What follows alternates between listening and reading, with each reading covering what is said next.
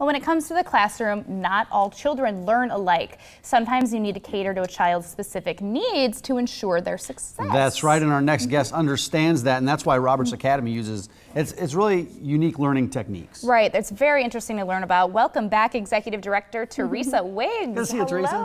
I'm glad to be here. Yes, welcome back so soon. Well, why was Roberts Academy started? It's a Montessori high school. Tell us a little bit about the history.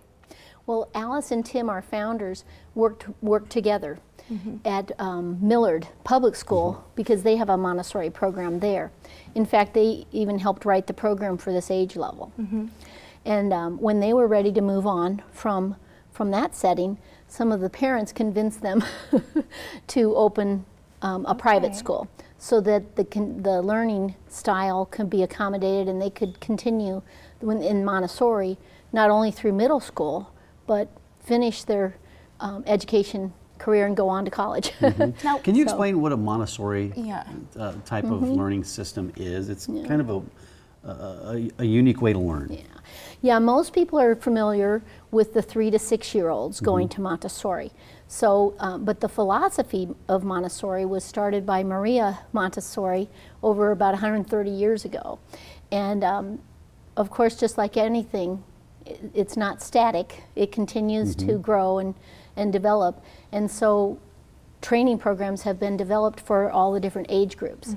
So Alice is trained for the adolescent and the high school age, and we apply that philosophy. And Montessori is an individualized program. So each classroom might look different because of the individuals in that classroom and their needs. That's what I like about this, and I touched on that last time, that, you know, going through high school, the teachers are, and there's nothing wrong with other kinds of schools, but you know, you're catering to basically one kind of individual for a class of 30 students, and you're teaching in the same way, and not everyone can learn the same way. But something that we touch on as well is that the students have choices at your school, which is really unique with electives. Can you tell us about that? Yes, that is one thing that I think most of the students, when I visit with them, point out that, you know, they all know they have to choose a math class to take and an English class, but it may not occur to them that they could break down a history elective into a specific area that really interests them, Civil War or some other topic, and then they're engaged.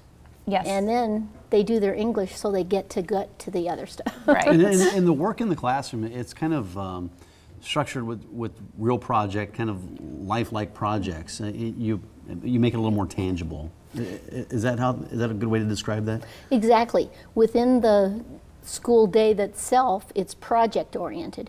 So a student isn't necessarily off by themselves doing their own work. They're in groups doing projects, but also a simple thing like if they have permission to go off site for lunch, they can take the bus. And they find out, oh, I was late back to class, so I won't be going to that place again. So real life. That 2.5 hour work period I mentioned last time I was here, they have to structure their day and learn to get the work done, get it accomplished, much like you and I do in our day. No one comes in and says, you have a half an hour to get that done, Kelly. Right. So, you know, by the end of the year, they're functioning much different than they did the first day because they're learning to structure that time. And this is one reason that it's very good for ADHD, as well as gifted, because one student may need a little bit different structure, and the gifted may get their work done fast and move on to their elective quicker. So but they're working on organizing their time, which is a great real world skill. Something I need to work on a little bit, to be honest with you. Yeah, I wasn't going to point it out, but if you want to, maybe Mike can hop on over there. Well, let's talk about the teachers. You pride yourself on your teachers, and you should, because they act more as guides. Tell us about how they are teaching the kids. Correct. Because the way our day is scheduled, they do more small group lessons, and then when the 2 hour work period comes along, they can go one-on-one with a student, or 2 or 3 come to them with a similar question. So in that way, some people describe our the lessons as scaffolding that the students climb up.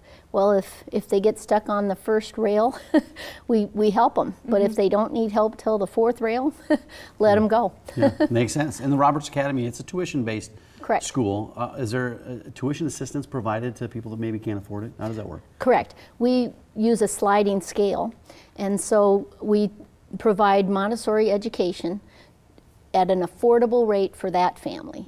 And we really work with individual families along with the FAST form that they fill out that helps us decide how much they can afford. And then we're very flexible in that way. Well, now you have monthly events, so it's open to the public. People can come and learn. What's the October event? We're going to have a soup supper, and we're also optional that they can order a holiday wreath, so a 2-for-1. A 2-for-1 soup, and you get a wreath. It's a perfect time. The Soup Supper Holiday Wreath Sale. It's Thursday, October 26th, so you've got some time to get your tickets. You can get them at the door if you want to. They're $5 prior, and then $7 at the door.